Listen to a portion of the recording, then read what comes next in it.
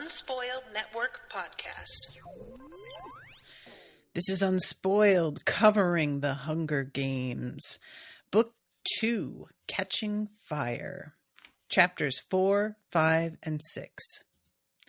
In these chapters, Katniss tries really hard to not start, apparently, an insurrection. But she does the exact thing, apparently, necessary to start an insurrection. Welcome to Unspoiled. Are you coming to the tree? They strung up a man, they say, who murdered 3. Strange things did happen here, no stranger would it be if we met at midnight in the hanging tree. Are you coming to the tree where a dead man called out for his love to flee? Strange things did happen here, no stranger would it be if we met at midnight in the hanging tree. Welcome to the show, everyone. I am Natasha. I'm RoShawn. So, RoShawn, how do you feel about insurrections? I mean, normally I would be like, nay.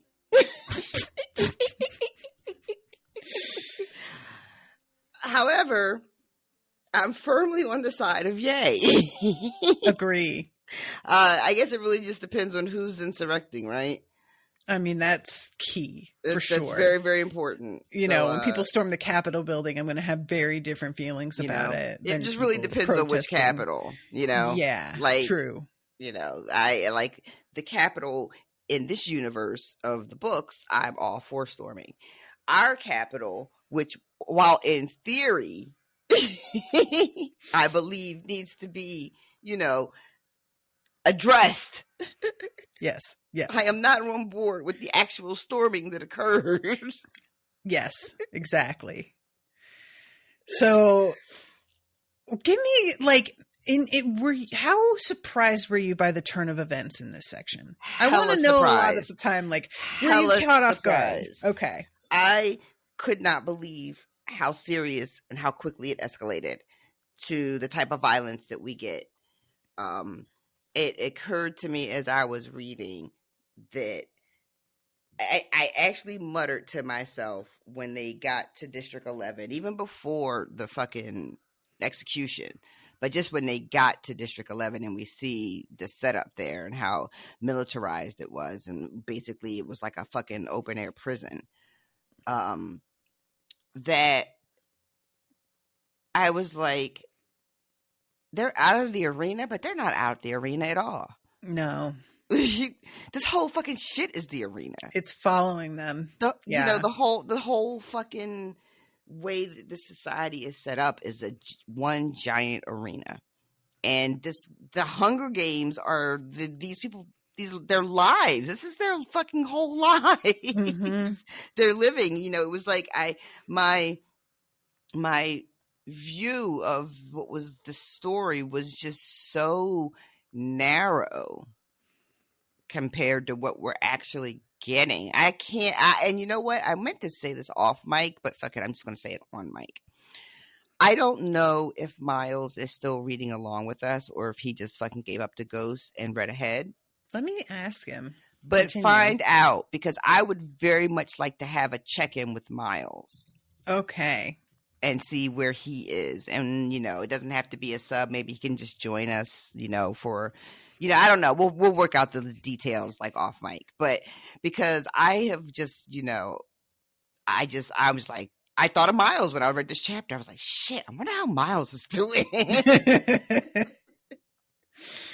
Yeah, this is the level to which the things like escalate, as you said, and so quickly, especially District 11, mm-hmm. which is particularly horrible. Mm-hmm. It's so abrupt, and it seemed like there was, from that moment, really no hope of getting things back under control. But her and Peeta have to attempt to with all of their strength for, the next however many stops they wind up making. Yep, the next 10 fucking stops before they get to the goddamn Capitol. And there's just something when eventually Snow is like, that's not gonna do it, and she just feels this relief that she can kind of give up the strain of trying so hard. I really understood that. Yeah. She said something like she managed to pull off being a catatonic from the excitement of the engagement as opposed to the reality that she has failed. But I guess we got to start at the beginning. We do. So chapter 4 starts right where we left off, with her having realized she's going to have to marry Peeta, and she has to go back to the train and get on, because they had paused here and gotten off so that they could speak in privacy. So hopefully. Who fucking knows? And Haymitch says about Peeta, you could do a lot worse, which she thinks about later and is just like, how right he is. Yeah. I love this though, because in this moment she's like, that's not the fucking point though, that I could do worse. And when she says one of the few freedoms that she even has in her district is the right to marry who they want to marry or not marry at all, the way that's phrased made me think, is that different in other districts? I wonder. I don't know. It's a good question, actually. And also, I don't know if she would really know that, because this is one of the few things that she had agency over, right? And we know already that she had not planned on having children, and now she doesn't even get say over this part. This most private, personal choice has been, robbed. Yeah.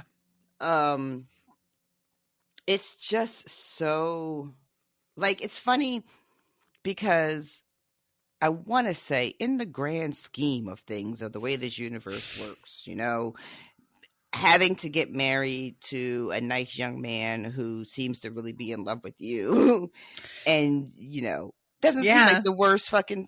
So, okay, that's not the worst case scenario, especially when people were just getting shot in the head for fucking whistling. Literally.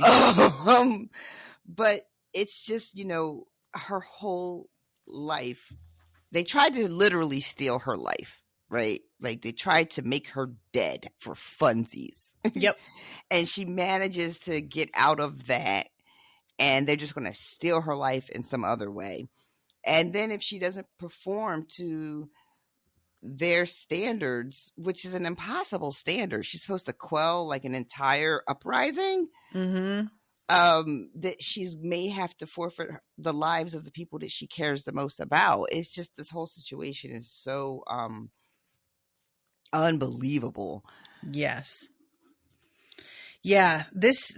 And the whole idea here of I wonder if President Snow will insist we have children.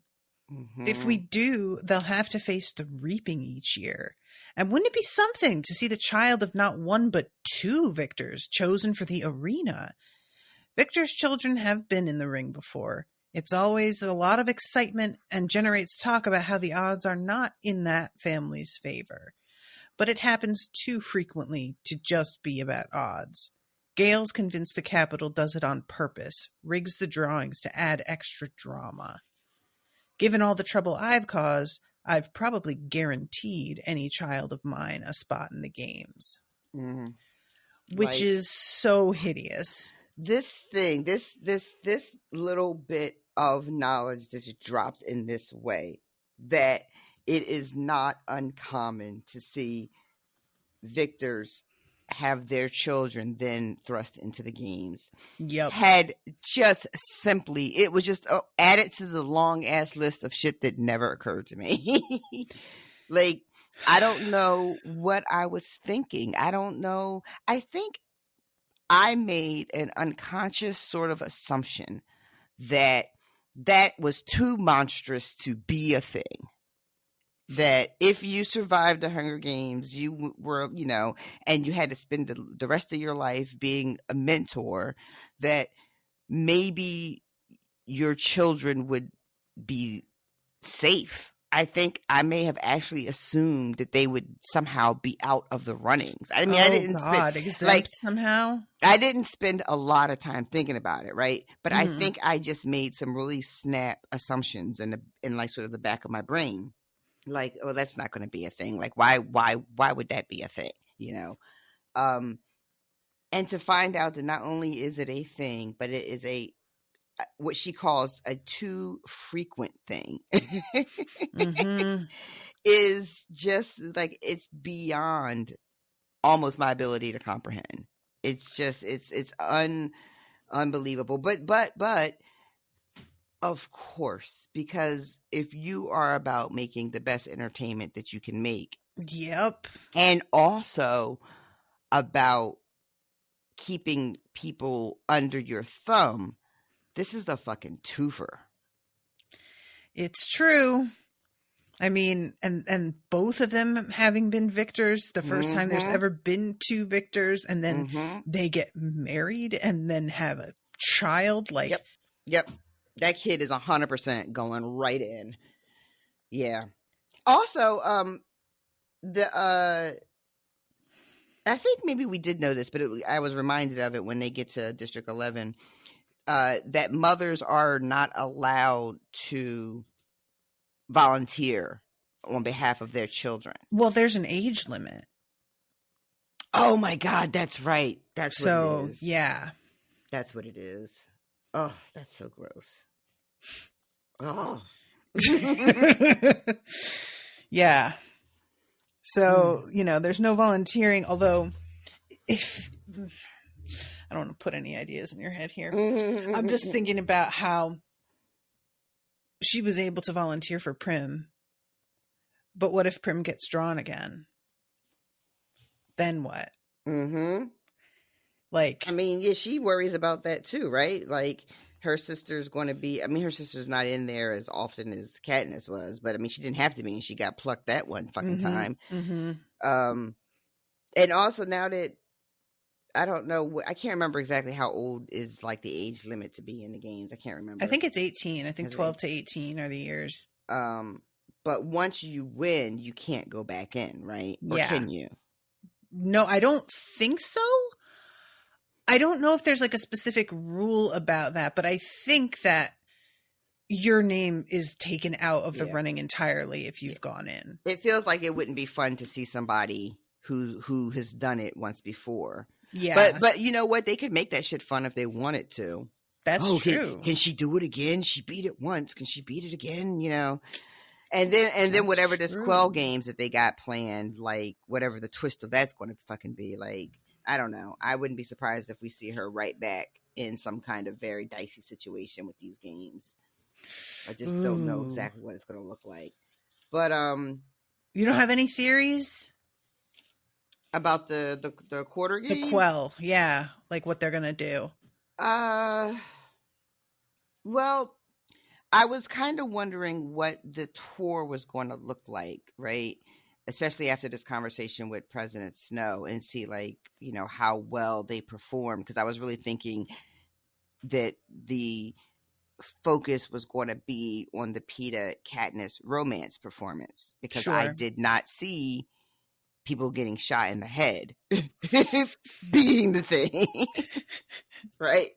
So I thought I thought I was going to be watching a lot of, like, are they pulling it off? Are people buying it? You know what I mean? So I was waiting to see how that panned out. But knowing now that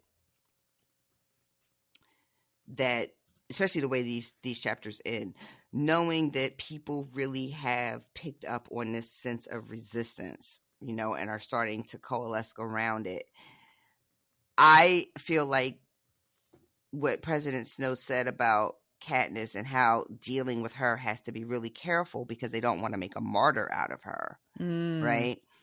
So now I'm thinking, well, maybe they do get her back in somehow, and maybe the best thing to do to put all of this under wraps is to just have her not make it out of another game. She just doesn't make it. maybe that's what the plan will become. Because if she goes back in and she just, the odds aren't in her favor this time, lol, then maybe it won't be seen as like a sacrifice. Like the Capitol did her in to put down a movement. It'll just be like, well, you can't win them all. So is that your guess about what the quell will be? Is that she's going back in? I mean, sure, why not? Okay, so I mean, like, as far as guesses go, I mean, I don't know. What's his face, Plutarch Heavensby, which for God's sake, these names, but he says something about how they're deciding on the flavor of the game. So what would the flavor be? Would it be all like how do they create the theme, I guess? What do I think the theme would be? Yeah, I really don't know. They could. I had asked early in the first book about the other mentors, right? Because we didn't get anything about any of them except Haymitch. I wonder. I mean, like, I honestly, I don't know. I don't know if it's important that other mentors are out there. I don't know if Katniss and Peeta end up in a situation. I don't know if they would be necessarily competing with the other mentors, because they got to be all different ages. I don't know if people want to see them like a, what would you call it? Like an all-star game. Yeah. Yeah. Oh my God. Can you, like, I know, like, obviously you need a male and female. So like I'm just imagining, like, if they did an all-star, but it wasn't Peeta, it was like Katniss and Haymitch. I feel like Haymitch would they would just be like, well, he's going to be put out to pasture since we've got new, victors from District 12. So Haymitch is air quotes retired now. Okay. Because that becomes another question as far as like logistics. We know that the districts closer to the capital tend to have the most success in the games, so they're going to have the most victors. So what do you do with, you got like 30 different mentors floating around in District 1? They're all just living in Victor Village, chilling, like, I wonder what that fucking Victor's Village looks like. It must be awful over there. Oh, I bet they are the worst. So it just, it's a lot of questions. If they're having these quarter games, quarter cow games? If they're having this, and also this Plutarch guy, and we're jumping way ahead, but I couldn't get over, she didn't seem to get what he was saying, what he was telling her about that with his little watch. Yeah, you are jumping way ahead. What are you doing? Right. I'm sorry. All right. Let's just go back. Let's go back. That's what happens. You start asking me to theorize and guessing, then I get all over the place. Miles says he's very behind. Oh. He hasn't kept up. So he is by no means read ahead. Family, kids and stuff, then you're falling behind and you're reading a fiction. Listen, I fall behind with a dog, so I can only imagine with actual children. It would not be pretty. Well, shit, he maybe hasn't even finished the first book yet. I don't think he has. I'm just going to ask again. But if I asked him to guess, I'm sure he would catch up, but it would have to be, fine. We would have to give him some notice. Oh yeah, it's not going to be like in a week or two or whatever. I was just throwing it out there. All right. So where are we at? We're still like on the freaking second page, quite frankly. Yeah. Katniss is thinking about Haymitch and like the fact that he has never married, has no children, and that, he could have had his pick basically because he has resources, and now she's starting to understand his motivations maybe for never pursuing anything like that, because why would you? It's it's just like a low-key guaranteed death sentence for one of the most important human beings in anyone's life, their own Mm-hmm. child. Like, yeah, Yep. I'll pass. Thanks. Yep. And it makes me wonder, these other folks who have had children and seen the children get called, I would think that after one or two times, people would be like, you know what? Nah. Mm-hmm. But maybe just the I don't know, the fucking human urge to procreate, it, you know, True. it just is, it's super strong.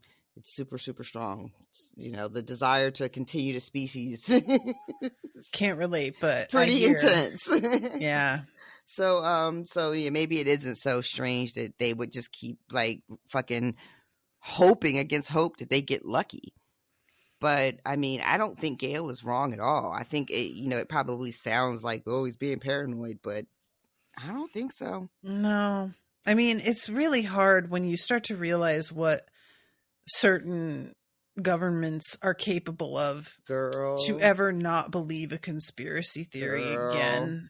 You know, unless that conspiracy theory is like the white men are being oppressed, in which case I will laugh in your face. But if it's a conspiracy theory about how like the thing is, we have come out and like admitted to conspiracy theories and been like, yeah, we did that. Like 30 or 40 years later, and nothing ever happens. So why wouldn't they just go ahead and do whatever? Because even when they admit they did the thing, nobody cares. Yeah, there's nothing to be done about it, and there are no real consequences to it. So yeah, that's the thing about conspiracy theories, is that once you become aware of the kind of shit that actually happens, then anything is fucking possible. But that's why you got to be careful, folks. You just got to be real careful. There's a very fine line, you know, between like getting sort of awakened to the world around you and how it wanted functions. To say woke. I did, but I kept myself from saying it because it has just been fucking ruined. It has, though. But yeah, and then next thing you know, you're talking about the Earth is flat. Like you just want to be real careful. There is simply no reason to do that. There's no reason for them to lie about the Earth being flat. Every time I have like been like, why would they do that? Well, to oppress us and make us their slave. They've done that. They're doing that. They don't need a flat Earth for it. We just live this way. Well, see, that's the evidence. No, it's not. Stop it. Everybody get a hold of yourselves. Fucking Christ. Right? Like we just, you know, like like I've been, you know, a lot of us are following in real time the big news of the day.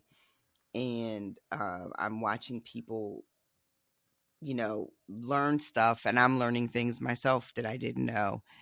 And then like 2 days later, somebody will be just like spouting the vilest, you know, bigoted shit. And you're just like, whoa. everybody, let's take a breath. Oh, man. So, all right. God damn, we are really. So, District 11 is going to be warm. Katniss is sort of like, why are we packing a variety of clothes? It's going to be too cold. And Effie has to remind her that there are climates. And Peeta gets to sleep in while Katniss gets all of the body hair yanked off her. Oh, God. She also theorizes about how there was body hair on the boys in the arena, but their faces remained totally smooth because they never grew beards. I thought that was so interesting. What a interesting little detail. And she's wondering, like, what did they do to them to keep that from happening? And I don't know if she mentions whether or not Peeta has grown any facial hair in the time that they've been away. I don't think she does say anything about that. But this idea that they keep all the boys clean shaven throughout the game, is that like to keep them younger looking, or I would assume so. Right? It's a weird sort of, I don't know. And then the girls having to be completely hairless, like we're just so used to that. We're so used to it. Exactly. That I was just like, oh, of course. But yeah, I thought that was just a really interesting detail, and I am curious if we ever circle back to that and find out anything about that. But yeah, it's just the whole, like, we've been through this with her before, like prep and all the stuff they got to do for her, and they really put her through the ringer, getting her always back up to their standards of what she must look like in order to be presented to the world, which is practically flawless. And there's a little funny bit about them just being like, God, I wish we could do something to fix you up and make you like really special. But they've been instructed they're not allowed to do any alterations to her. And she wonders, like, what would they do? Like, give me fucking cat whiskers, or which she has apparently seen in the Capitol when she was there. Somebody with magenta skin and gems implanted, decorative patterns on her face, curved talons, and that's just. I kind of want to see the movies now, just for the visuals of the Capitol. Of course. Just that part. So, I'm not, like, I know we're not, like, we'll probably end up doing the movies, but I'm not, like, excited about it because it doesn't seem like anybody's excited about the movie. but I am very, very curious to see the Capitol and to see these people on the screen, Effie's and President Snow and Senna and all them. I want to see what that looks like. Interesting. So at this point, they are like sitting there, her and Peeta, not even looking at each other. There's just a strong sense of tension. And then they get an announcement that they are delayed and that it will be at least an hour before they're able to get back on the road again, at which point Effie starts to kind of freak out about their schedule. And Katniss loses her temper and yells at her that nobody cares. And she expects everybody else to sort of like agree, but they just look at her in surprise, and she feels really defensive. So she gets up and leaves. And Peeta follows her out. And I love this because she doesn't know it's Peeta, and she assumes it's Haymitch coming to give her a lecture. I'm not in the mood for a lecture right now. And it turns out to be Peeta, and it was very cute. Yeah, and he says, I'll try to keep it short. Oh my God. But they finally talk. Mm-hmm. And he ends up basically just sort of apologizing and just like, you know what? I was in my feelings. I've been in my feelings since way before you even knew who I fucking was. I've been fucking salty about Gale since before the games. Yep. Like, I just had a lot of very big feelings, and I didn't know how to deal with them, and I'm sorry that I treated you like shit when we got home. And she immediately wants to just tell him everything that happened with President Snow, but she chooses not to. She decides that Haymitch is right, and that they should keep this from Peeta for right now. So she doesn't tell him anything about the conversation with President Snow coming to see her, threatening her, or any of that stuff. Yeah, it's something that Peeta gets very angry about later. Yeah, and I feel like he is right. He was 100% right. Yeah, I agree. And I really enjoy the way that Peeta talks about himself, and he says something like, maybe if I stop being so wounded, we can just be friends. And I just like that he uses that language about himself, because it's like a little bit sort of like self-deprecating. Mm-hmm, mm-hmm. And I just wish that more dudes would take a step back from themselves throwing a fucking tantrum about how women feel about them to realize that they're, like, just saying. Yeah, I really appreciated that. And he also says, too, because she apologizes as well. And he's like, look, you really don't have anything to be sorry about. You were trying to keep us alive.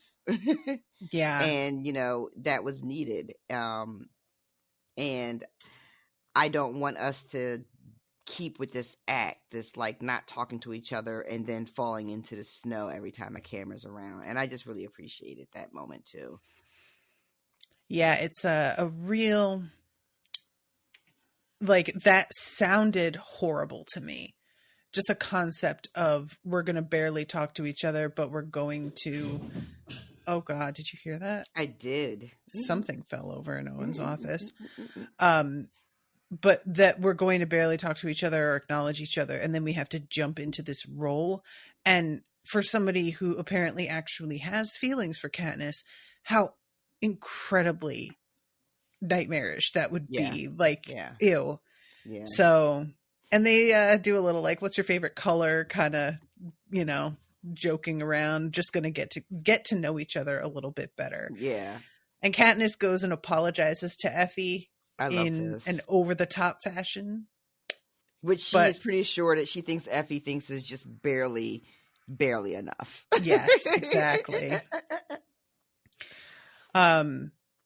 So then Peeta's like, you haven't seen any of my paintings, which is like my special talent. Do you want to see them? Oh my God. You guys, I didn't expect this at all. That what he's painting are from the games. Yeah. And they are so fucking dead on that she can't stand to look at them. And she says, some of them you wouldn't understand if you hadn't been there yourself. Things like the cave, the pond bed being dry, their hands digging for roots. But then some things were like very, very clear what it was, who it was. And he's got Clove. He's got the mutts, the one that was Glimmer, and then Katniss just everywhere. I love this too. There's one that she can't place. She says, maybe this is what I look like to him when his fever was high. Yeah. But it's emerging from a silver gray mist that matches my eyes exactly. And he asks her, what do you think? And she says, I hate them. I really liked that. I really appreciated that. Yeah. And she says, look, all I try to do is fucking forget everything that happened there. And you've brought it back to life. Exactly. Like, how did you remember everything in this detail? And he says, because I see it every night. And this is the first time they've shared with each other that they are both fucking suffering from PTSD and these horrific nightmares. And it made me so sad that I forget exactly how much time is supposed to have passed again since they won and got home and this moment here for the tour. But whatever this period of time has been, they have been basically suffering alone because the one person that would get it, you're not talking to. And that made me so sad for both of them. Right. Yes. Yeah, especially like in the immediate aftermath of everything too. It's not even like, oh, I was able to get some support and we grew apart. It's like just happened and you don't, it's awful. And I really, this leads to eventually the two of them like sleeping in the same car together, which everybody is making jokes about because they aren't getting that there's nothing sexual happening at all. It's pure like moral support and getting through the night type shit. I love at one moment she's just like, well, fuck it. Maybe these rumors will get back to snow and it'll help us out. Yes, exactly. And I'm trying to find the spot here. Okay, yeah. So then they pull into District 11 and it goes on and on and on and on. And the whole energy in District 11 is real, real different. This is so awful. It's so awful. It's they're moving into this district and it's huge. It's so much bigger than she realized. She had like no way to be prepared for just how large it was and how many people are living here. Like that's something that kept coming up over and over and over again, the number of people that live in this district. And she starts seeing things and she's like, well, I see a fence, but It's more like a wall, and it makes our fucking fence in District 12 look childish. Yeah. It is 35 feet tall at least, with coils of barbed wire. There are plates at the base so that there's no digging underneath it. There are watchtowers, armed guards. Yeah, it's awful. Yeah, completely different vibe. Yeah, and it doesn't say, we don't get this type of detail either for the other districts. So I don't know if District 11 is a one-off or not. If it is, I have to say I don't understand why it's so different. Unless it has something to do with the people who live there, which are, it's very clear, are like all the brown people live here. Right. Yeah, it's a sort of like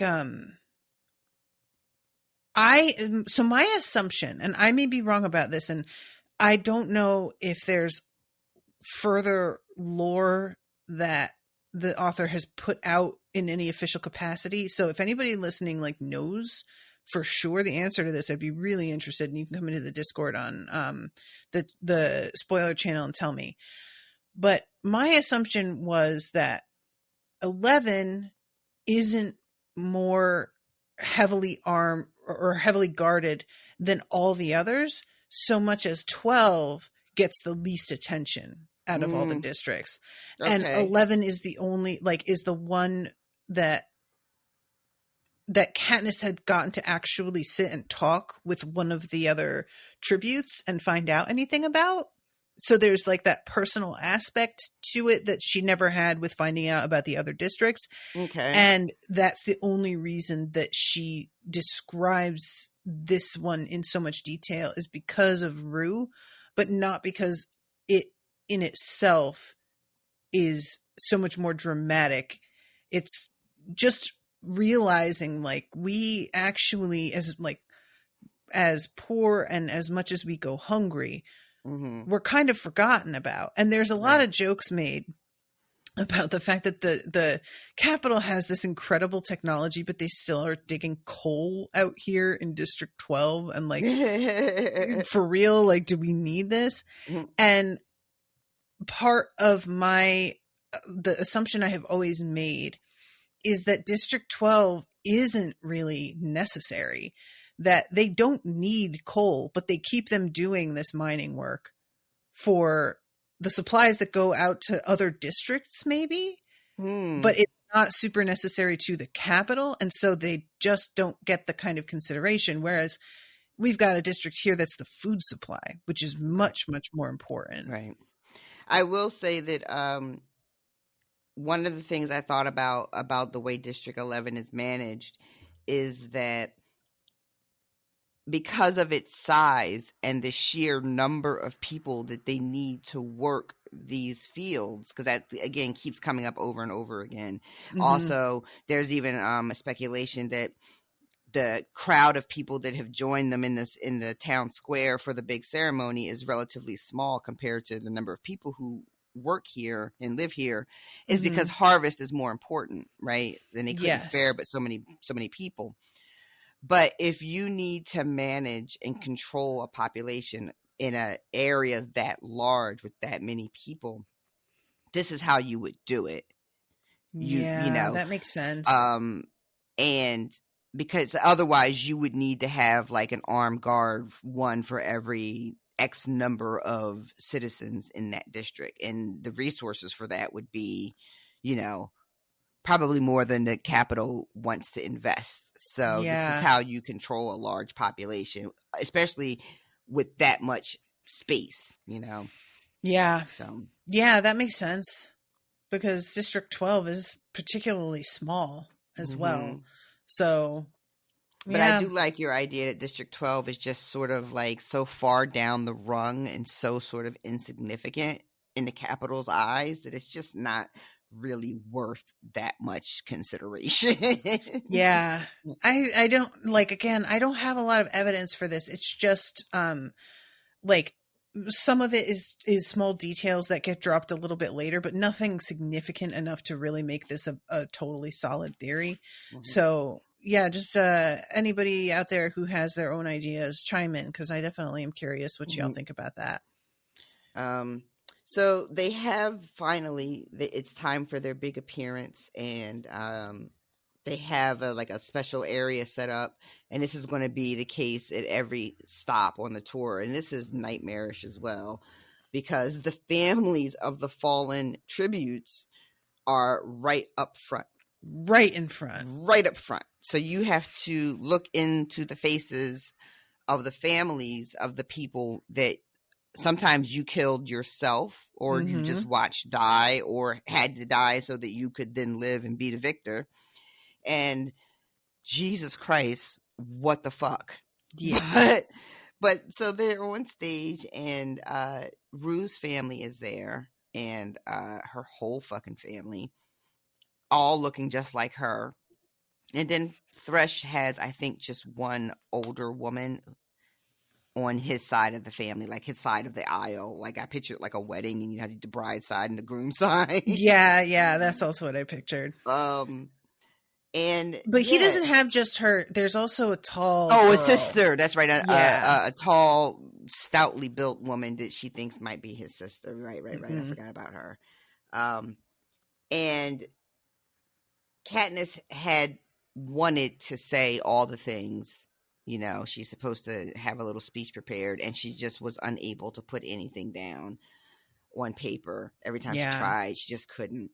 But Peeta has prepared some remarks, and they end up going over them and sort of editing them so Katniss can be a part of it, you know, so he can speak for the both of them. And at the end of his speech, Peeta is like, oh, and by the way, we're going to be donating some of our money to the families forever. Yep. The 1 month supply for the duration of our lives, which is 1 month is enough to keep a whole family fed. Basically, they are ensuring their survival in a very real way. And he has not run this by anybody. Nope. Katniss is pretty sure he just better to ask forgiveness than permission. I was literally about to say that. Those were the exact words about to come out of my mouth. And the crowd is just like, word? Like stunned silence. Like, did he really, what? Can he even do that? And we don't know if he can really do that. Like, we sure don't. Katniss is like, is that legal? I don't know. But he said it now. It's out in the world. And this is the moment where she looks at him and hears Haymitch go, you could do a lot worse. And she's just like, I don't know how I could do any better in this moment. Yeah. And she this is really sweet. Pops up and gives him a kiss, and it doesn't seem forced at all. Like she's actually moved in this moment to kiss him. Yeah. And then the mayor pops up and gives them their plaque, and it's time to go. And she's looking around, and she sees Rue's sister, and she does not look happy. No. She's looking at her like, that's all you got to say, bitch? I love this so much. And Katniss realizes, because first she's like, is she looking at me like that because I didn't save Rue? And she's like, no, she's looking at me like that because I haven't thanked her yet. And Katniss has missed her allotted time to speak. Yeah. And she has to sort of rush back and starts to thank the tributes of District 11. She looks at the women on Thresh's side and talks about, you know, the one time they spoke, it was when he saved her or spared her life. She mentions that his refusal to play the game on anyone's terms but his own, and that gets a little bit of a smile from the older woman. Yeah, I love that. Yeah. And then she says that's why I really respected him for that, and for not throwing him at the careers, because they definitely asked him. Yeah, I love that. And he wouldn't do it. I respect him for that. Yeah, that's so good. And then she looks at Rue's family and starts to talk about Rue, and it's really sweet. And then, like, she can barely get through it. She talks about the Mockingjay, and the singing in the trees, and how Rue reminds her of her sister Prim. And she says to them, "Thank you for your children, and thank you all for the bread." And she's standing there, and I thought there was going to be, like, you know, a round of applause or something, right? Yeah. There's this long, quiet moment, though, instead. And then someone starts to whistle Rue's Mockingjay song. Yeah. And she looks through the crowd and sees that it's an old man. And he looks her dead in her fucking face. And then every person in the fucking crowd presses the 3 middle fingers of their left hand against their lips and extends them to me. It's the District 12 sign, the last goodbye that she gave Rue in the arena. And this shit has become a moment. Yeah. It's a whole thing now. Yeah, it's a fucking thing now. It's a thing. She has started a thing for real. Mm-hmm. And this really, really broke me. It says, "If I hadn't spoken to President Snow, this gesture might have moved me to tears. But with his recent orders, it just fills me with dread." Yeah. You guys, I know I've already mentioned Tatiana Maslany and her reading of this. This whole scene and Katniss's speech to them and the way she oh my God. I was crying in the car when she says, "Thank you for your children." And she's like barely able to say it. And then it being immediately followed by this horrific dread. It was so cruel feeling that she is finally getting to like say thank you. Mm-hmm. And I love too that she felt like she had no idea what to say, but the overwhelming shame at not having said anything is what moves her, because like that felt very real to me. Yeah. Yeah. I just can understand. I have this all the time with like being a perfectionist, especially if I can't think of the exact right way to respond to somebody, I will not say anything because I simply am like worried that I'm going to get it wrong, rather than just maybe people just want to hear literally anything from you. And I could see myself doing this, leaving it to PETA. And then you look back, if you don't take the opportunity and go, "Oh my God, I just didn't fucking say anything. Like what a coward I was." Mm-hmm. And so I just like this entire scene, and then the whistle, and I'm going to play you. I downloaded the soundbite of the whistle from the movie. Oh, okay.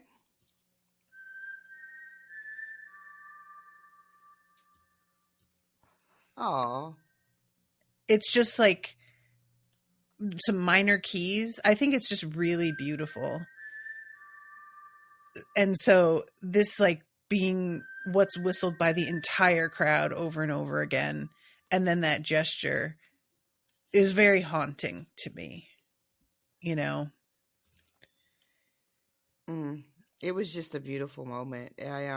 That's really pretty. I was wondering what it sounded like, because I don't have any, like, she's like 4 notes, and I'm like, all right, if you say so. But yeah, this, she doesn't know how to respond, but even as she's thinking that, there's like a sound that indicates that her mic was cut. So she couldn't have said anything anyway. And they are hustled the fuck out of there. Yeah. And she is panicking. She's about to have a panic attack. She's describing like lights sparkling before her eyes in the dark and faintness of breath. Like, it's clear to me this is nearly a panic attack. And she can't explain to PETA why she's so upset. So she tries to just gather herself, and she says like, "Oh, I forgot my flowers." And he says, "I'll go back and get them." And if they had like actually left, they would not see this. a pair of peacekeepers dragging the old man who whistled to the top of the steps, forcing him to his knees before the crowd and putting a bullet through his head. Jesus fucking Christ. Yep. It's so abrupt. Yep. It's like, yeah. I mean, like, I was worried about the people, the crowd who does this, but I didn't think we would see the consequences, and I definitely didn't think we'd see them within 30 seconds. Yeah. And I absolutely didn't think it would be just this, them shooting an old man in the head in front of everybody. Like, just seconds after the camera's cut, you know? Yeah. Like, and this happens, and then a bunch of peacekeepers, like, stagger around, and they can't see anymore. It blocks their view. And they start shoving them, like, away, like, further into the building. And the rest of the group have no idea what happened. You know, Haymitch and Effie and Portia and all of them, they don't know what's going on outside. And they had been watching. Effie is so indignant that they're put into this armored truck and stuff. God. She does not care for the way they've been treated. They're treating us like criminals.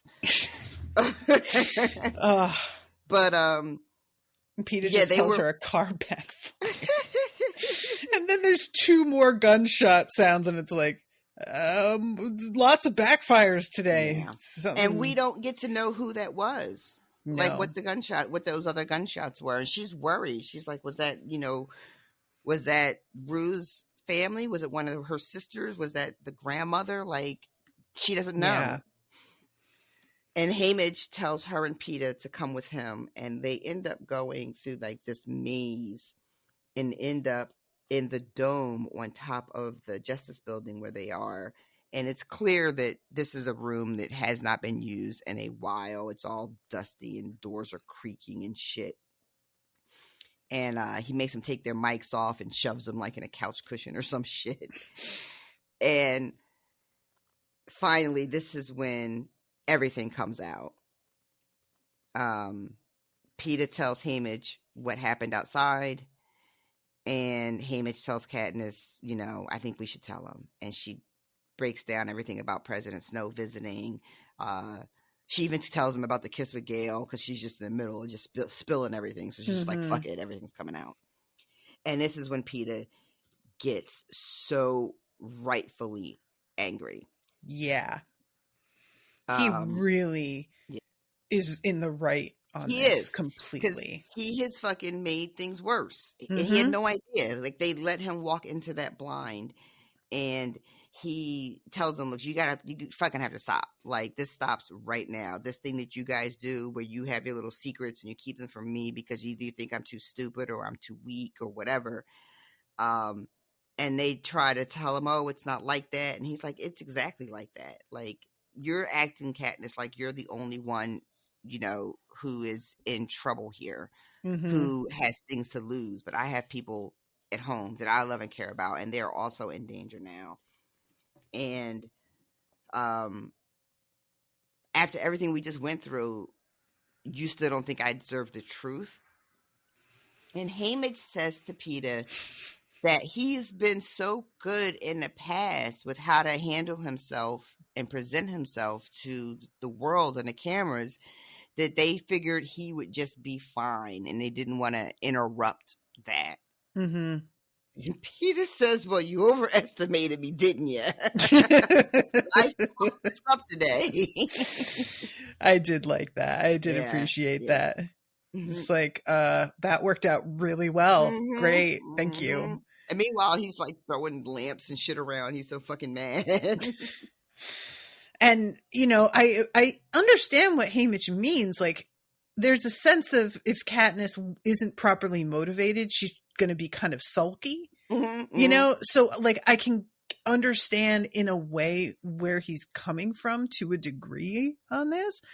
But, you know, there's also just like there's a difference between having to simply be convincing that you're in love and not taking a stand, a moral stand on things, which is just as bad, and something that if he had thought about it, he might have been able to predict Peeta would be this type without, if he doesn't understand how delicate things are right now. Yeah. And we get also in this moment an answer to a question that I had multiple times, which is, what the fuck is Haymitch doing and why wasn't he helping Peeta? Or was he and I just don't know about it? And Peeta calls it out. He's like, one of the things, you know, he says about you two and your secrets is like, you two had a system while we were in the arena. It's something that I wasn't a part of. And Katniss says, well, it wasn't official. I could just tell what Haymitch wanted or needed me to do by whatever he sent me or he didn't send me. Yeah. And Peeta says, well, you know what? I wouldn't know anything about that, would I? Because you never fucking sent me anything. And he says, I get it. You chose her. You had to pick one of us and you chose her. And he's not even really mad. He's like, you know what? I would have wanted it to be her too. I would have wanted it to be her, and likely he understands the expectation that she would be the more likely of the two of them to survive. You know? So like, and again, there's just something so like tragic about the way Peeta can be very practical and stand back from a situation without the sort of self-absorption that most of us bring to looking at a situation. He is really objective in a way that's uncomfortable because he'll say things just the way they are. And you want to jump in and comfort him, but he's fucking right. So what's the point? You know, and like, that's exactly what's happening in this moment. That is so true. He, like, even in this moment where he's talking about, you know, I know you had to choose one and you chose her, but he immediately pivots to, but what's happening now is different because people are fucking dead out there and more people are going to die unless we're very good at what we need to do. Don't worry about coaching me. I know what to do in front of the cameras, but you got to let me know what I'm walking into. Yeah. And then he tells them, like, you know, oh, Haymitch is like, no, from now on, you'll know everything that's going on. And Peeta leaves. And then Katniss has a moment with Haymitch. And she says, did you choose me? And he's like, yep. Why? But you like him better. It's true. But I could only hope to get one of you out alive.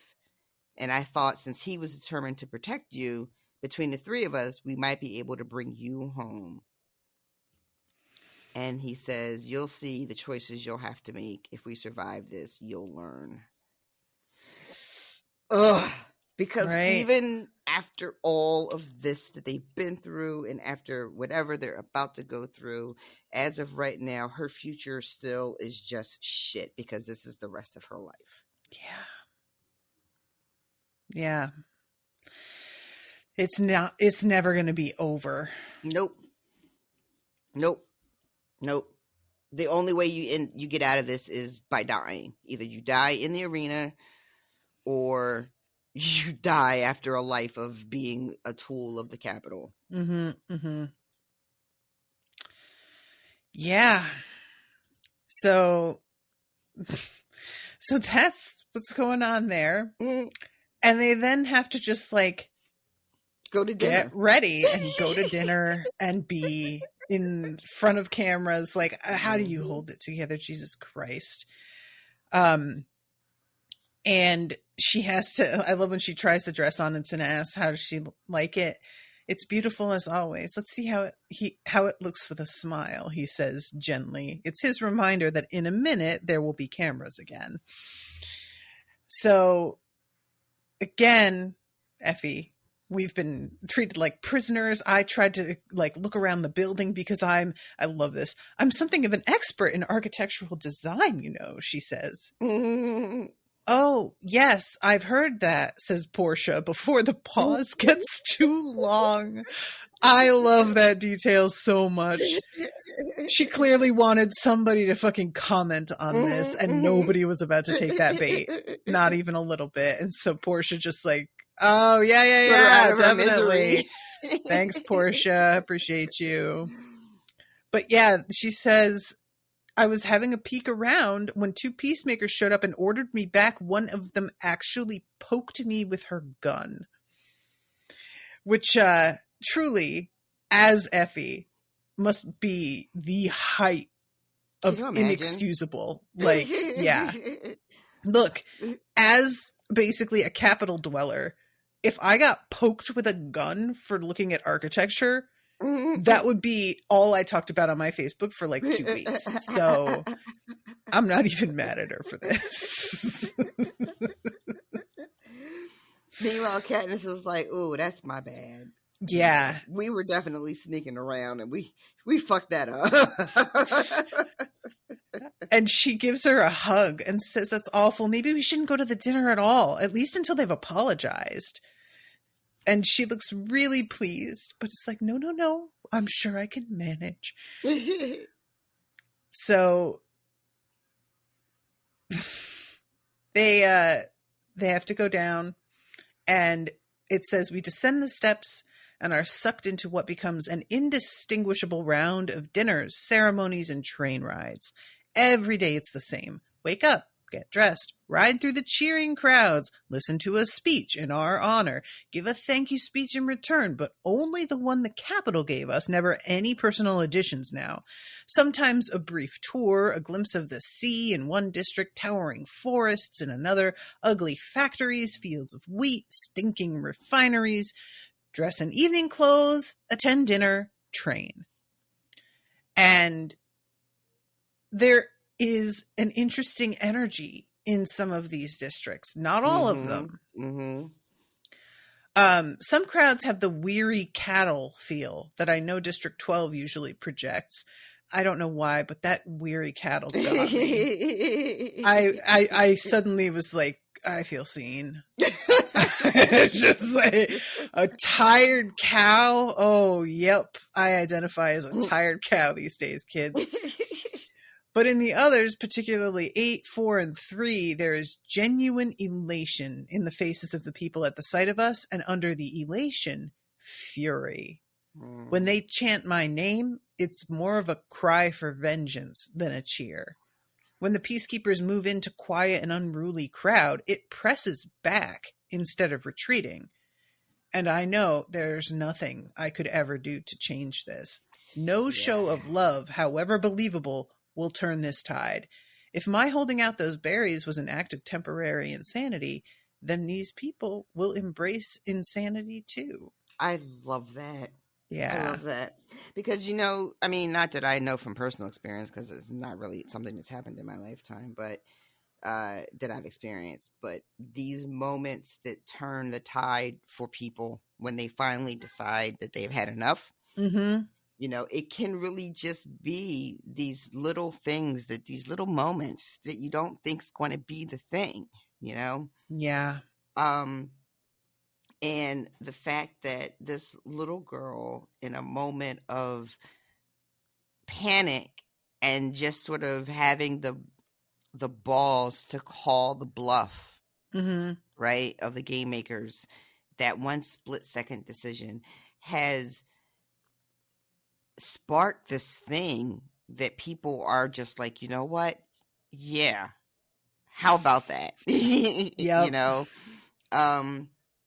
Like you couldn't orchestrate that, I don't think, they just sort of these organic moments that happen where finally people are just like, it resonates with them in a way that you wouldn't always expect. And it's not even intended, because when she did that, we know that she wasn't trying to start a revolution. We knew she was trying to fuck with the game makers a little bit.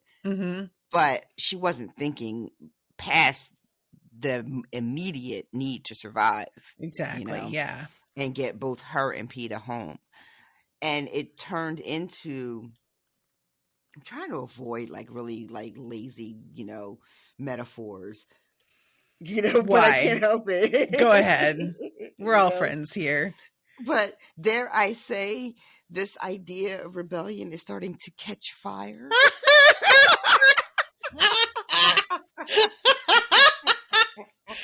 Oh, I wish we were on camera. I would cut that and definitely put that all over TikTok and stuff. Eyebrow raise, pause, stare at the camera. Damn. That's what I did too. There's no camera. I really like fucking. Yeah. Oh no, the tone of voice on that. that was all over like our mind's eyes. I'm sure everybody saw exactly the expression there. Real pleased with yourself. I keep thinking about fucking President Snow saying that he should have just blown you the fuck up as soon as you tried that, and wondering what would have happened if they had done that. Like, if they had blown her up, it's still kind of copping to the fact that she got them. Mm-hmm. Does that make her a martyr? That's a very interesting question, because I think what is really, I think the important part of what she did that's resonating with people is that she called their bluff and got away with it as far as the populace is concerned, right? They don't know about the threats to her life from the president, the literal president showing up in her fucking house. Right. If there had been an immediate consequence, then how is that any different from them shooting that guy in the head immediately after he did a thing? It would just be another case of that. But he wasn't on camera. Like, that was all hidden and edited out. True, but the what I mean, I guess, is the impact for the people who are watching. Granted, the whole Panem wasn't watching this guy get executed like that. But what I mean is, my assumption is, as a citizen in this universe, whenever anybody does anything rebellious, they are put down as an immediate consequence. Sure. So it's sort of, it's not exciting. It's not an event. It's not unusual. You know, people buck, and then you're dealt with right away. And then you're knucked.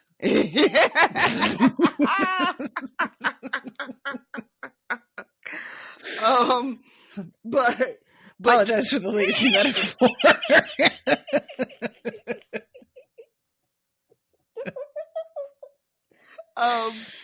But if you have a moment where you sort of catch them with their pants down and get away with it, that's what starts giving people crazy ideas, you know? So if she had pulled the stunt with the berries and hadn't immediately been dealt with, I don't think it would have had the same, I don't think it would have been like a martyr situation where people would rise up with her in mind, you know, because it would not have been the first time or the last time they've seen somebody try to, like, you know, say no in some fashion, and the Capitol being like, oh, word, no, this is how we deal with that. Gotcha. You know? That makes sense. So, I accept this. Yeah. She fucking caught them with their pants down. She put them in a really bad position where they had to fucking take that L. Yeah. Exactly. So, okay, circling back. I was getting like really like distracted easily tonight. Tangents. I'm sorry, guys. Well, this is like a really interesting section. You know, there's so much detail that's being fed to us about how some of the logistics and outside culture works and everything. And it brings up a lot of questions, which was part of what made me so excited on the reread. I was like, oh, there's a lot to talk about with this series. And it's got me wondering, like, if we go into the third book, am I going to want to slow it down and have it be just like, you know, 1 or 2 chapters instead of the way we've been doing? So they are pulling it off pretty well, but, you know, like she's already mentioned, a lot of the damage has been done. Yeah. And there's a stop in District 2 and 1. Cato and Clove might have both made it home if Peeta and I hadn't, which I don't think I think they would have done the same thing. If it had been Cato and Clove at the end, they would have then been like, sorry, can only be one. It wouldn't have been as satisfying as her up against Peeta, but they'd still have done it. Yeah. And I personally killed the girl Glimmer and the boy from District 1. As I tried to avoid looking at his family, I learned that his name was Marvel. How did I never know that? I kept fucking waiting for Foxface's real name after you told me the thing about the movie. Nope. And we don't get it. And I was like, oh. Doesn't matter. I still can't get over that. It's really like, I want to know if she had a name. Clearly, she did not. Like, the author just didn't stop and think, like, didn't care, right? Nope. I don't know. Nope. And then we get just dropped into this. Back in our old quarters in the training center, I'm the one who suggests the public marriage proposal. I was like, you what? Like, it's just so just said. PETA agrees to do it, but then disappears to his room for a long time. Haymitch tells me to leave him alone. I thought he wanted it anyway, I said. Not like this, Haymitch says. He wanted it to be real. Yeah, she's still having some trouble with this bit, right? Just navigating what they're doing and how he feels, and she's not. She doesn't mean any harm. I really don't think she means any harm, right? And I don't even think so. she's being like selfish. I don't think she's being purposefully insensitive, but she has real. We talked about this a lot in the first book. She has some difficulty around romantic relationships, how to be vulnerable, how to deal with someone who has these feelings for her and she's unsure about exactly how she feels in return. And they have just gotten back to a place where they have a certain level of intimacy and friendship, right? Yeah. They're sharing a bed at night, comforting each other, and then she just proposes this engagement so transactionally. And yes, PETA understands what this is, but also yeah, girl. You know, and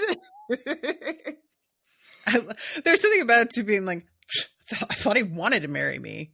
Like, oh my God. Yeah, but come on, Ken. Right? Jesus Christ. Right. Yeah. I mean, your girl is just like, damn. Like, oof. I mean, like it makes her seem really cold. Yeah. And I don't think that she really is that way. She just is. First of all, she's a child. She had a lot of trauma around losing her father, the situation with her mother, this fucking arena and Hunger Games situation was not helpful. Why did that make me think of, I hate slavery?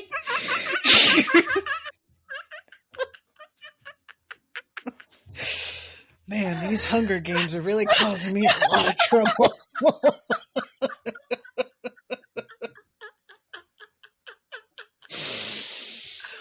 the fuck is that I hate slavery from? What is that? That's from the fake show on Insecure, is it? Oh my God, yes. Fucking the fake like period drama. Yeah. Yes. Oh my God. Where it's like I couldn't place it. There was I know that like he sucks now, you know, but there was a really funny bit in Chappelle's show where it's a whole like bit, and then at the end of it, after making all these jokes about race, he just says, "Oh, this racism is killing me inside."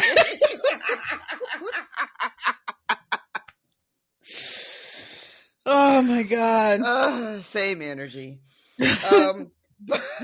But so this just makes her seem really cold and like she doesn't have any feelings, and I don't think that's the case. She's just clumsy.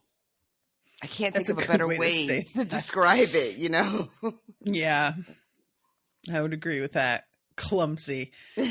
Brutal but true. Yeah. Emotionally clumsy. So that night he gets on a knee, proposes. I, of course, accept. Caesar is beside himself. The Capitol audience is hysterical. President Snow himself makes a surprise visit to congratulate us. And this is when he gives her the indication that she has not done enough. Still smelling like blood and roses, y'all. Mm-hmm. And plants a puffy kiss on her cheek. Meanwhile, his fingers are digging into her arms while he's smiling in her face. And she looks him. She looks at him and like kind of raises her eyebrows to indicate a question. Did I do it? Was it enough? Was giving everything over to you, keeping up the game, promising to marry Peeta enough? In answer, he gives an almost imperceptible shake of his head. It was not enough. Yeah. And then there's a moment, and I love this so much because the falseness of it is like, this is the sort of thing that I imagine is the exact shit Suzanne Collins experienced. President Snow silences the audience. What do you think about us throwing them a wedding right here in the Capitol? I pull off, girl almost catatonic with joy without a hitch. Caesar Flickerman asks if the president has a date in mind. Oh, before we set a date, we better clear it with Katniss's mother, says the president. The audience gives a big laugh, and the president puts his arm around me. Maybe if the whole country puts its mind to it, we can get you married before you're 30. You'll probably have to pass a new law, I say with a giggle. If that's what it takes, says the president with conspiratorial good humor. Oh, the fun we two have together. Oh my God, you guys. Oh, this kills me to read. They have to be all fucking chummy. Mm-hmm. Like, ew. Yeah, it's super gross. It is super gross. And it is, to an extent, a lot of us, have these moments where you just have to be so fucking fake. You wanna shake your own head. You want to. I was gonna say something else, but I didn't want to. It was like way too dark, so I was like, I don't want to say that. And I kind of whiffed on how to finish that sentence. But I really didn't feel like shake your own head was exactly the vibe that was coming out. No, you just want to fucking shoot yourself in the mouth is what I was trying to say. But I was like, whoa. I couldn't think of like what can you do? But yeah, this performance, this pretend, this having to smile and laugh and be hugged up on the person who wants the worst to happen to you. Yes. And so everybody in the room can be like, oh, look at how great you two are getting along and how cozy you are. And, it's remember how it was when you watching Ted Lasso, when you would see Rupert and Rebecca, I'm triggered. And he would say something and she'd have to just kind of stand there with a smile on her face while he, while we all know how much she loathes him, and she just has to stand there and smile for the cameras and be like a good sport. Yep. Yeah. No, thank you. Oh, the fun we two have together. I don't know why, but that got me so bad. So then they have this unbelievable banquet. Oh yeah. The like musicians are literally floating on clouds somehow. She can't tell how they're doing it. And everybody is dressed flamboyantly, and then there's towers of food and fountains of wine and booze, and it's just it's a scene, man. Yeah. At this point, Katniss too is like, well, now that I'm not under pressure and I know I've already failed, I am hungry again as hell. I haven't had anything to eat feels like forever. Exactly. Matter of fact, we kind of skipped over it, but there was a whole thing where she was sleeping so poorly and not eating that she lost weight. They had to keep bringing like her her clothes size in. Right, I forgot about that. Giving her like sleeping pills because, you know, she's not sleeping at night, and she's like been in a bad way throughout this tour. So yeah, once the relief of being like, well, I guess this is over now. It's the first time she's hungry, and it's also the first night that she sleeps after this party is over. Yeah. So it's so weird. She's just gotten this bad news, but she can finally sleep. It's just such an odd, you know what I mean? Now, sometimes when the thing is like done, the thing that you've been so anxious about has happened. It's, you know, and it's out of your hands finally. Yeah.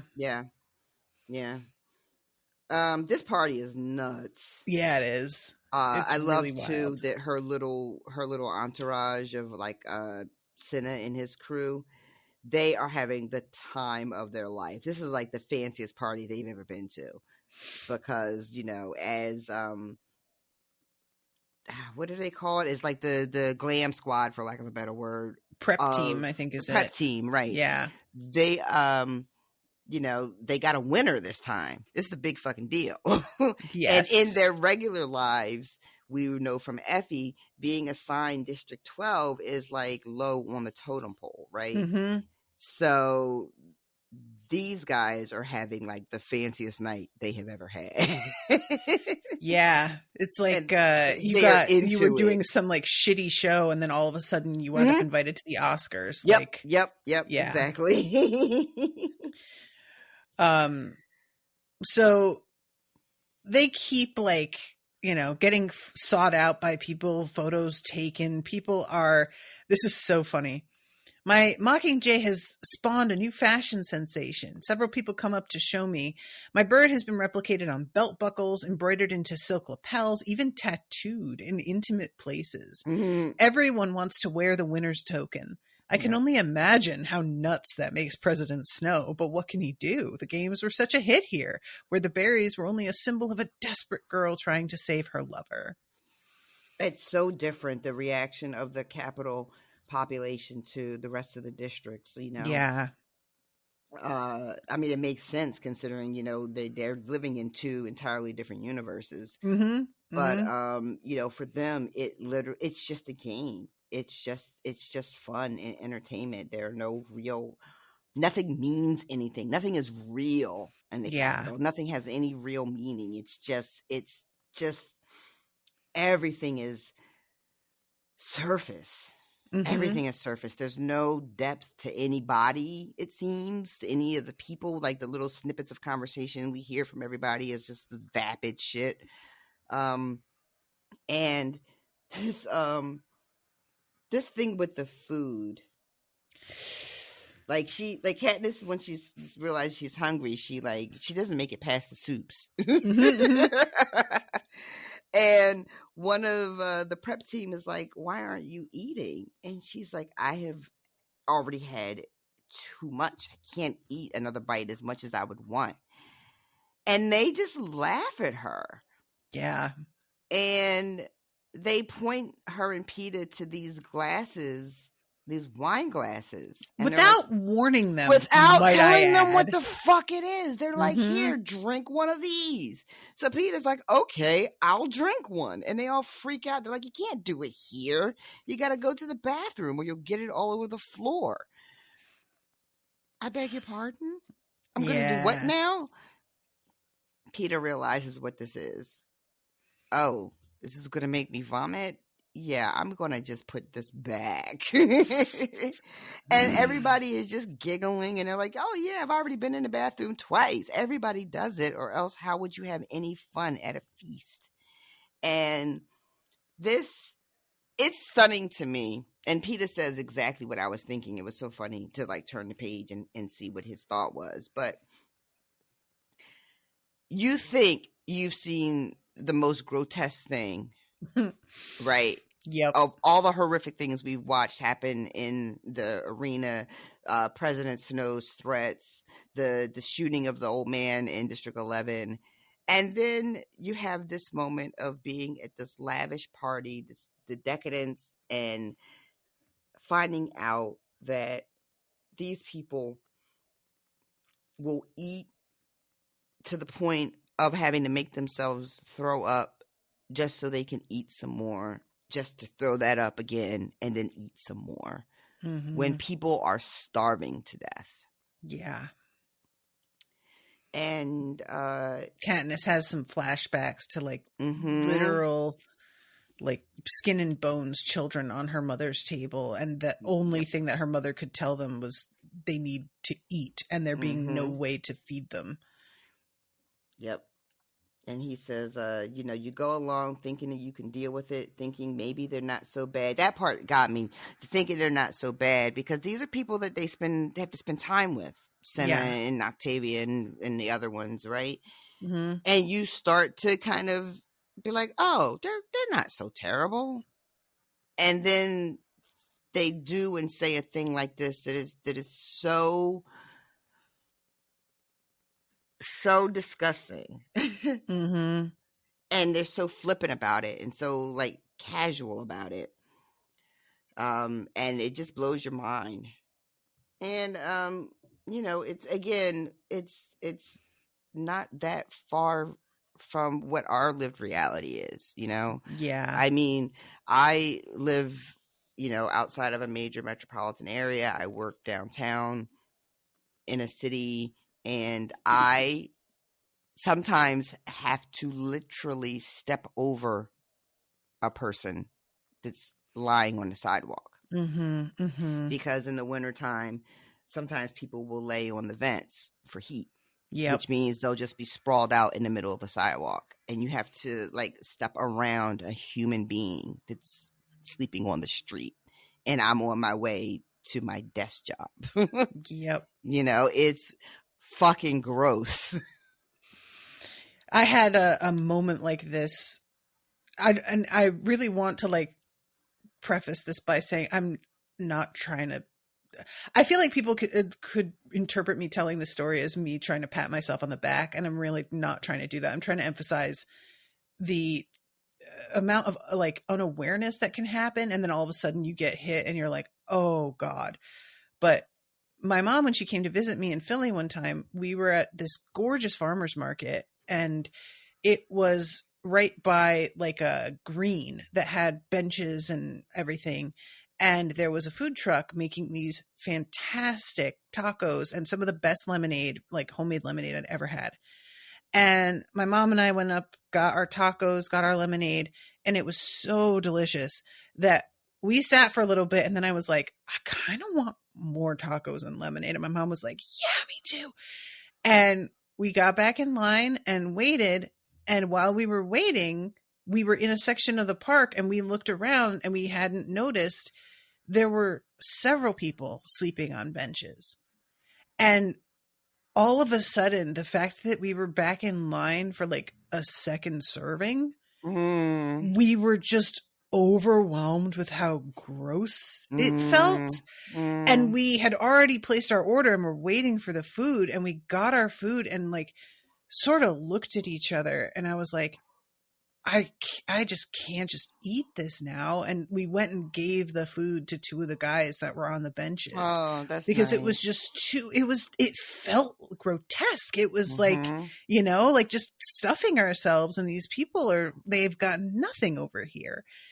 And the idea that earlier Katniss was watching these people throwing away food, and she was already just like, wow, just tossing in the trash. And finding out that it's so much worse than that, actually, like, gross. What is it? Conspicuous consumerism? Whatever. Consumption. Yeah. Jinx. So, yeah, this moment, and she says, Peeta, they bring us here to fight to the death for their entertainment. Really, this is nothing. I know that. It's just sometimes I can't stand it anymore, to the point where I'm not sure what I'll do. Maybe we were wrong, Katniss. About what? About trying to subdue things in the districts. And she's like, what the fuck? Like, looks around and he's like, sorry. And she says, save it. Jesus Christ. And this is when she runs into and meets Heavensby, who's the new game maker now that the other guy is dead. And he wants to dance, and Peter has no choice but to be like, all right, well, don't get too attached to her, because cameras are fucking right in his face. Yes. And he has to constantly be playing this role. And this guy, this is the guy that stumbled into the punch bowl. Yes. He's played by Philip Seymour Hoffman in the movie, by the way. Oh, I forgot he was in the movie. I remember seeing his head in, I was going to say his giant head. That's so mean, you guys. I didn't mean it like that, though. It just happened. Wow. Okay. Damn. Oh, it makes me sad whenever I think of him, too. I always really liked him. Same. He was one of my faves. Yeah. God, what a loss, man. What a waste. Oh, he was so good. He was so good in so many things. He was... Never mind. I'm not going to get into a whole thing about it, but you guys know. He was good.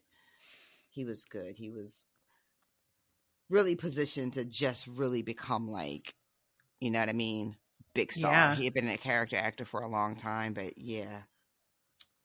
But this guy, this guy, and they have like a little bit of shit. They can't just talk about how the other guy is dead, right? Right. So she's just like, oh, so you're the new game maker. That's awesome. Big honor. Congratulations. And he's like, yeah, between me and you, there were not a lot of people excited about this. Which I really enjoy. Yeah. And then this is when they start talking about planning the games, and this is when he says the thing you asked me about earlier. You know, basically, the plan has been in the works for years, but they're figuring out what he called the flavor of the games. And he's like, and believe it or not, I have a strategy meeting tonight. And then he pulls out a watch. I love a pocket watch. I do. I had went through a thing, guys. I used to have like 5 of them when I was in high school. Into ska? Later, yes. But yeah, in high school, I went through a thing, and there used to be this really cool antique / thrift. Well, mostly it was like an antique / used clothes / thrift shop all in one. So you could go in, and some shit would be hella expensive, but you could also buy like men's pants for $5. Right. And he had all kinds of pocket watches, and I would just go in whenever I had money, and I would just buy a new one. I would just buy one, and I had done it enough times where he started hooking me up, and I had a whole thing. Like I would wear like men's dress pants and a pocket watch, and yeah, it was a whole thing. That's a weird kid. It was a weird phase. But anyway, he pulls out this pocket watch and is like, look at the time. I'm very late for a very important date. Indeed. But he flashes it, and for just a second, there's a Mockingjay image. Yeah. And she's seen so many over the course of the night that it's just kind of like, I think for her, and maybe I'm making too much of it. Maybe it's not a big deal. Like, because lots of people are wearing it. But something about him having it, I was like, this feels like, is this a sign? Is he down? Like, you know what I mean? Like, I don't know. And I could really just be grasping at straws here, but I want him to be like part of the revolution so bad. And I could be getting this so wrong. You guys might be laughing at me. I could be so fucking wrong about this. It could be nothing. Like, people have Mockingjays tattooed on their giblets. So having it on your pocket watch is not really. Listen, I said not what I said, and we're going to keep right on moving. I take exception. Giblets, indeed. I think I got that from. I think Turk calls his junk his giblets on Scrubs. I think that's where it's from for me. I can't. I'm so. Oh my god. That makes me so uncomfortable. I'm so sorry, but I'm not. I hate it. All right, fine. I'll let it slide this time. But so I could be making too much of this, but I don't know. The fact that he has it in such a way that you can only see it for a second, and that it's not ostentatious, that makes it feel like maybe he doesn't want everybody to know he has this. Well, she thinks that's what it is, but that he came up with this design and doesn't want anybody making cheap knockoffs. Just to steal it, right? How funny is that? That's so funny. But yeah, she's just like, oh, that's very pretty. And he goes, it's more than pretty. It's one of a kind. And then he tells her to say, if anyone asks about me, tell them I've gone home to bed. The meetings are supposed to be kept secret, but I thought it'd be safe to tell you. And that's the other thing. Like, why are you telling her secrets? And if it's not a secret, why are you telling her it's a secret? Like, what? Just what is this? What is this? Is my question. What is happening? So I don't know. I don't know what to do with him. But I think I'm going to like him. And by that, I mean, I think he's going to be fun to read. I don't know if I'll actually like his character, but I think he might be like a fun addition because he's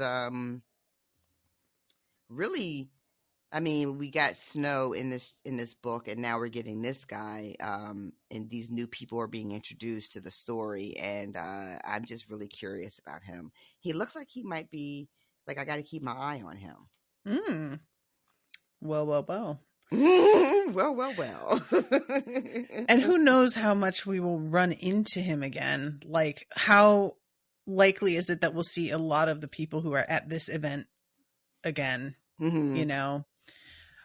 But also, can I make a confession to everybody?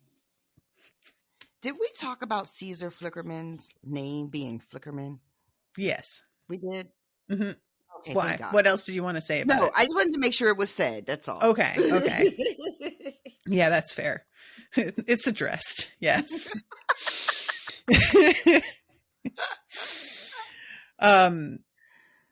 And he leaves. They congratulate her on her engagement, victory at the games, my choice of lipstick. I find Peeta admiring a table of elaborately decorated cakes. Bakers have come in from the kitchen especially to talk frosting with him, and you can see them tripping over one another to answer his questions. At his request, they assemble an assortment of little cakes for him to take back to District 12 where he can examine their work in quiet. To which I am like, a little thing of cakes to take back? I would get a fucking dolly and several boxes and be like, you are going to load me up with as much as you can fit in these for me to bring home. I don't think they would let him bring home that much stuff. They absolutely would not. And I would make a whole scene. Because for Christ's sake, the even the concept of a doggy bag is not mentioned. And I resent it. That's all. Oh my God, that's so funny. A doggy bag. So then, sorry, go ahead. No, I was just gonna say they're just gonna throw all this shit in the trash. That's exactly. They're just gonna throw it all in the trash. Oh, it makes me so mad. Oh. So Effie comes over, says, "Time to say thank you and farewell." I love when she says, "I've already arranged for the necessary notes and gifts to be sent to President Snow tomorrow." We travel through the streets of the capital in a car with darkened windows. Behind us, another car brings the prep teams. The throngs of people celebrating are so thick it's slow going, but Effie has this all down to a science, and at exactly 1 o'clock, we are back on the train, and it's pulling out of the station. So they nap together, and when she wakes up, Peeta mentions how she hasn't had any nightmares. And she realizes that she slept through the night the first time. And that she dreamed about Rue. And she asks, how come I never know when you're having a nightmare? I don't know. I don't think I cry out or thrash around or anything. I just come to paralyzed with terror. You should wake me, I say. It's not necessary. My nightmares are usually about losing you. I'm okay once I realize you're here. Ugh. PETA makes comments like this in such an offhand way, and it's like being hit in the gut. He's only answering my questions honestly. He's not pressing me to reply in kind, to make any declaration of love, but I still feel awful, as if I've been using him in some terrible way. Have I? I don't know. I only know that for the first time I feel immoral about him being here in my bed, which is ironic since we're officially engaged now. Be worse when we're home and I'm sleeping alone again, he says. This is interesting, especially the choice of the immoral about him being in my bed, because it sounds one way, but that's not what she means at all, right? Like she's starting to feel like maybe I'm leading him on. Yeah, I definitely think that's the way that she is seeing things right now. And even though she has been clear verbally, about where she is and all this, her actions could be misread if PETA were so inclined, right? If he wanted to hang on to hope, right, and this bit about how he just says what he feels and he's not pressuring her to say anything in return. Oh, that is the worst. That shit is the fucking worst. It is terrible when someone is saying it to you and you don't really want to say it. You can't or say it back, or you're not in a place to say it back. And it's even worse when you're the one saying it and then they don't say that shit back to you. It's bad no matter how you cut it. I believe you. It, girl. No, thank you. That stresses me out just thinking about it. It is no good. So they get to District 12. It says, we will have a dinner at Mayor Undersea's house tonight and a victory rally in the square during the Harvest Festival tomorrow. We always celebrate the Harvest Festival on the final day of the victory tour, but usually it means a meal at home or with a few friends if you can afford it. This year will be a public affair, and since the Capitol will be throwing it, everyone in the whole district will have full bellies. So that's nice. Everybody actually gets to fucking eat. And she goes to see his daughter Madge. And it turns out that they've become somewhat friendly ever since she gave her the pin and everything. Mm-hmm. Yeah. There's I love it. It was a little awkward at first because we didn't know what to do. Other girls our age, I've heard them talking about boys or other girls or clothes. Madge and I aren't gossipy, and clothes bore me to tears. But after a few false starts, I realized she was dying to go into the woods. So I've taken her a couple of times and showed her how to shoot. She's trying to teach me the piano, but mostly I like to listen to her play. Sometimes we eat at each other's houses. Madge likes mine better. Her parents seem nice, but I don't think she sees a whole lot of them. Her father has District 12 to run, and her mother gets fierce headaches that force her to stay in bed for days. Maybe you should take her to the Capitol, I say during one of them. They can fix her up, I bet. Yes, but you don't go to the Capitol unless they invite you, said Madge unhappily. Even the mayor's privileges are limited. Mm-hmm. That was interesting to me. Yeah, me too. And I wonder, again, if we want to build on your theory about just sort of how little regard District 12 is held in, then being mayor there is, it's better than not being mayor and living in District 12, but that's about it. That's about, you know what I mean? Compared to everything else. And no, you're probably not getting invited to the Capitol. And to find out that even the mayor's wife, who's suffering an ailment, doesn't have access to the things that could cure her in the Capitol, because ultimately she's just another resident of District 12. Yeah. That's fucking sobering. Yeah, Also, I'm definitely. curious about the headaches. I don't know if that's like code for something else that's going on. But I don't think so. I think it's just that she gets migraines and stuff. Okay. That's my assumption. I could be wrong about that, but anybody out there, once again, with info, let me know. But yeah, but I mean, it's nice that it's not like code. That it's not nice because she's sick, but I just mean like, sometimes it's nice when a thing is just a thing. And so yeah, while she's in the mayor's house, I also want to just mention too how relieved she is that they're not having this at the fucking Justice Building, because that place is nothing but a hall of horrors for Katniss at this point. Yeah. So she's just kind of like moseying around this house, and she's got sort of free reign. She hangs out there, and she knows Madge, and she's got time to kill before dinner. And she goes poking around to look for Madge, and she ends up in a room that is the study, and the mayor is not in there. She like goes in to say hi. Yeah. He's not there. And then something starts beeping, and she turns around, and the screen, which had been playing like just, I guess, background shots of her at the party. Mm-hmm. There's like basically one of those what do you call them? Those like Amber Alert. Yeah, like one of those system alerts or whatever. Like that cuts in, and it's clear as soon as it happens. There's a something on the screen that says "Update on District 8," and she knows right away, I shouldn't be seeing this. This is not for me. This is not regular broadcast TV. I should not be watching this. I should not be in this room. I should fucking go. But instead, she goes closer to the television. As she should. As we can all agree, she should. I would have also. I mean, like, who's walking away? Honestly. Nobody's walking away. After all this, yeah. We're all going right to that fucking TV to see what the what is.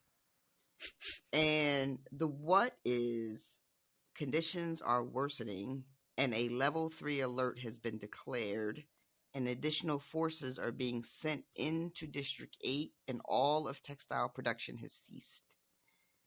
And then they cut from the announcer to like live video of District 8.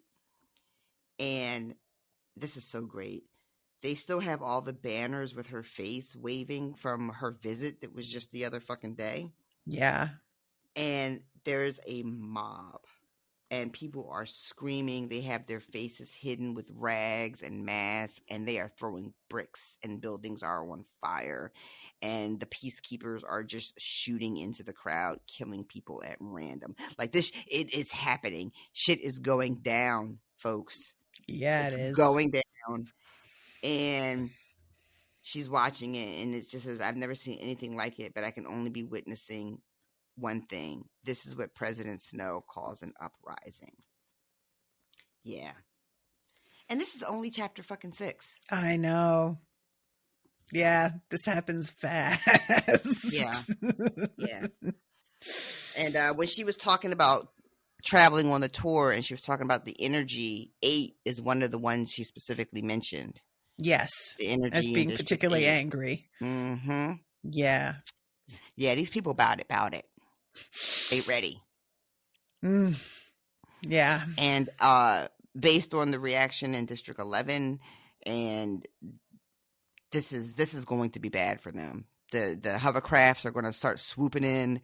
I hate it for these people. I am so scared for them. Yeah, I definitely I appreciate that it's made really clear there's going to be immediate and very personal consequences. Like, this isn't just her being like, oh no, war. Mm-hmm. This is like her people are being threatened here. And I just really, the dread that I felt reading this the first time was profound. This is, it's so funny how, you want the capital to crumble, right? You want these people to be free of oppression. You want a revolution, but also I don't want anybody to get hurt. Yes. I want everybody to be okay. And that's not how that shit works. not in real life, usually not in books. Like, everybody is not going to be okay. There are going to be a lot of people who are the opposite of okay. Ugh.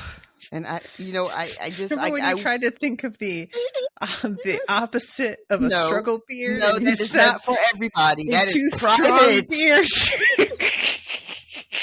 Everything is not for the podcast, ma'am. Oh, you guys, I lost my mind. I laughed so hard. They got no context. She's got a way with words. It's really. What do you call that? Struggle words? So do you have any like predictions on the next 3 chapters? What you think we're going to see happening? I really don't. I know people want that for me, but let's see. They're home now, but the next thing that's coming are the quarter games, but I don't know what we're going to get in the interim. Like, if we're going to just go full speed to those, I don't think we will, because there's going to have to be some blowback from the other thing too, though, right? Is that the way information is shared, she only sees this because she happens to be in the mayor's study, right? Yes. Otherwise, nobody knows about this. So I'm thinking, oh my God, what's going to happen in response to this uprising? But also the reality is there's a very good chance that we don't get to know right away, because where is she going to get the information from? She can't just click on the news when she gets home to see what happened in District 8. Like, that's just not going to be public. It's not going to be broadcast. So I don't exactly know if I'm going to find out what happens in the immediate future with District 8. But if she shares this information with Peeta, and I don't see any reason why she shouldn't. I mean, she's promised to be, more forthright with him. Maybe the next couple bits will be her asking him, hey, what did you mean exactly about not subduing? What did you have in mind? Because they didn't have that conversation yet. So maybe that comes up in the next chapter. And then other than that, I'm not really sure. I don't know how long it will be before the games start, and I don't know what else she's doing with herself to kill time other than hang out with Madge, So, and I'm sure there's probably something glaring that I'm just not thinking of in the moment. But you guys don't worry about that. I just like to hear you sort of like, just sort of throw things at the wall and see what catches your own attention, really, because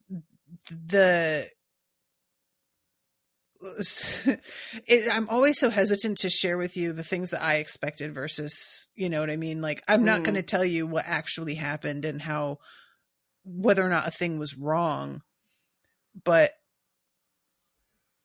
she, like, let's see, I'm trying to find out here if there's a point at which she is thinking about, it's right after the president tells her, you did not do enough.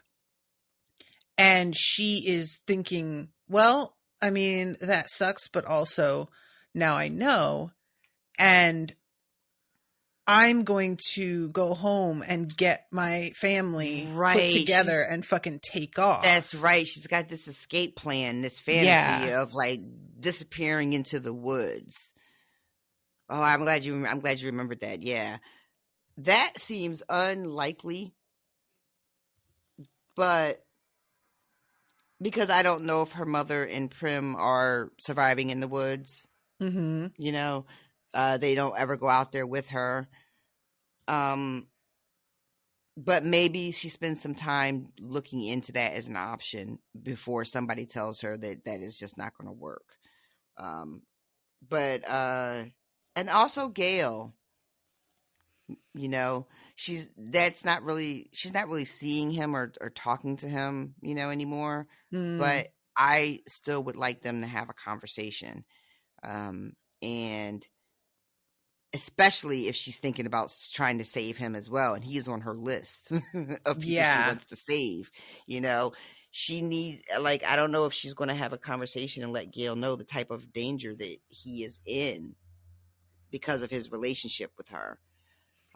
So maybe that is something that comes up too. Yeah. Wow.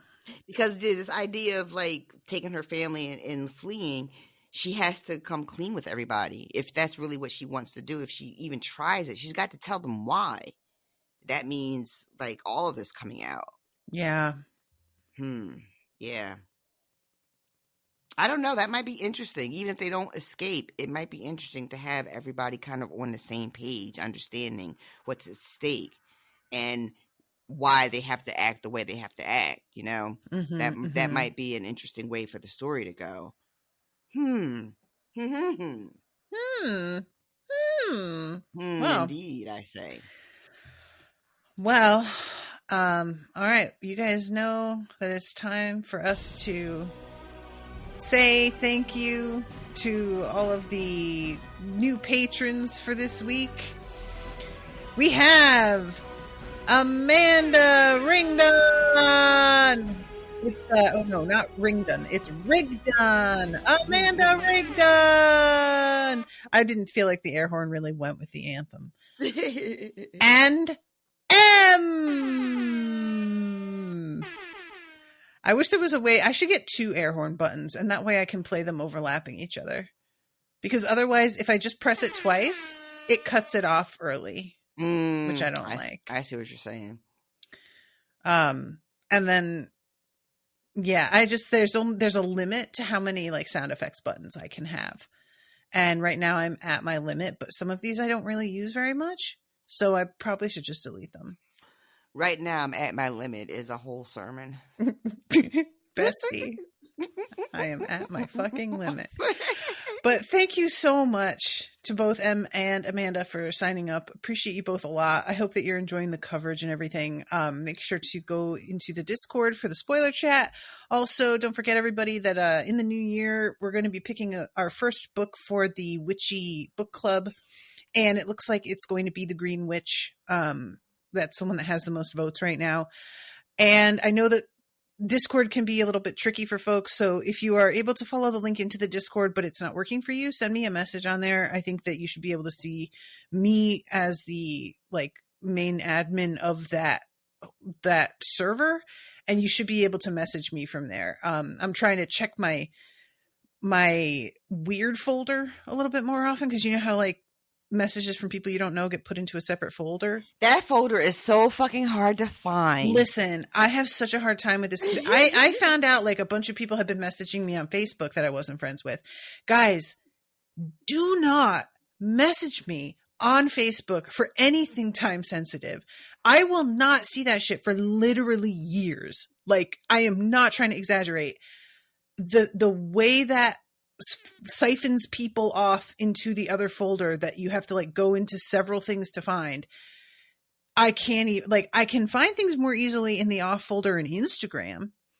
And eventually I figured out how to find it in Discord, but Facebook Messenger, forget it. They don't want you in there. They assume these people are bad faith actors and that you're not going to want anything to do with them.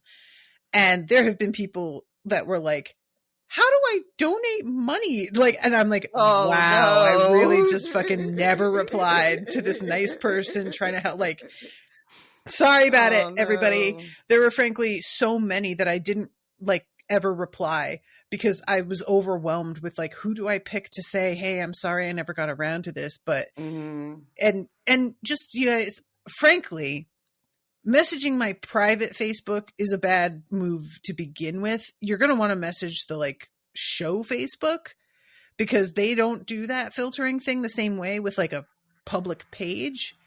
But also Facebook Messenger for pages is trash. It's so bad. And they've started to like fix some things, but they've only started to do it at a point where I'm kind of letting go of Facebook as a platform for the business because their algorithms make it so that nobody can see anything. So really the very best way, if you want a timely response, is Discord message or email directly at unspoiledpodcast@gmail.com. And, you know, when I say timely, that's with an asterisk. So just keep that in mind. My perpetual state is behind. So, you know, I think a lot of us can relate to that. And I just ask for your grace and forgiveness on that. All right. Is there anything else that you want to mention this episode? No, ma'am. I'm excited for the book. I just, love the first one. And these are really, really good chapters. And I just can't wait to see what's coming up next. Yay! There have been so many people suggesting different things that I could do to live read. And there are so many that I'm like, that is a good idea, but it's also kind of mean-spirited because it's a bad thing that happens. Or like the very act of live reading would give away something, perhaps, you know what I mean? So I am really not sure what I want to do, but I don't think there's almost anything that I want to live read this book. I think I might just live read something next book, and that's going to be it. But if I change my mind, I'll put that on the old Discords and Facebooks so that you guys are informed. And I should mention, go to patreon.com/unspoiled and you can follow for news without actually signing up and paying any money. And that way you're actually guaranteed to get info that I post publicly instead of just hoping that it shows up on your feed, which is what happens following me on other platforms. Hopes and prayers. Sorrows. All right, everybody. Until next week, toodaloo, motherfuckers. Bye, guys. See you in 2024. Are you coming to the tree where dead man called out for his love to flee? Strange things did happen here, no stranger would it be if we met at midnight in the hanging tree.